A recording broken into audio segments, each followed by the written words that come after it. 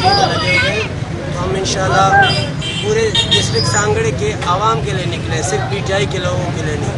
DC Sanghar नामंजूर, DC Sanghar एहतजाज है डीसी सांगड़ निसार मेमन के खिलाफ।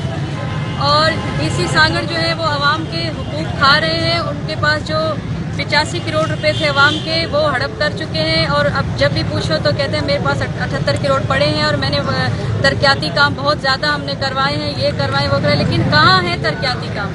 हमें तो ज़िला सांगड़ में कहीं भी कोई तरक्याती काम नज़र ही नहीं आ रहा। और जहाँ कहीं आवाम हमारी जो है वो परेशान हाल है।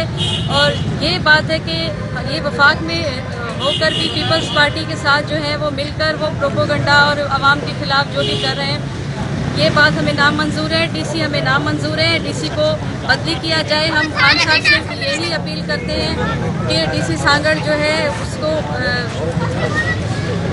डीसी सांगड़ को हटाया जाए। हमारी आवाम के जो हुकूक खाए जा रहे हैं वो हम खाने नहीं देंगे।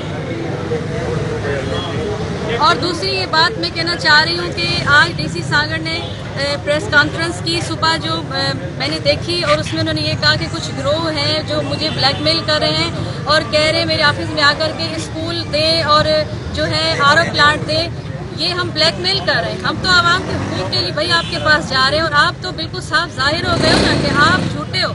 आपने आवाम के लिए कोई काम नहीं किया, आपने कोई तरक्याती काम सांगड़ में नहीं करवाया। और आप ये कह रहे हैं कि मेरे पास लोग आ रहे हैं गिरोह की सूरत में ब्लैकमेल करें। लेकिन हम लोग आवाम के लिए उठ खड़े हुए हैं। हम अपनी आवाम ज़िला सांगड़ की आवाम के लिए इनके पास गए कामों के सिलसिले में, लेकिन जो इन्होंने हमें जवाब दे दिया। और दूसरी बात के पूरे प्रूफ के साथ हमारे पास इनके खिलाफ प्रूफ है डीसी सांगड़ के खिलाफ। जो हम अगली प्रेस कॉन्फ्रेंस करेंगे उसमें हम वो सबके सामने रखेंगे इंशाल्लाह।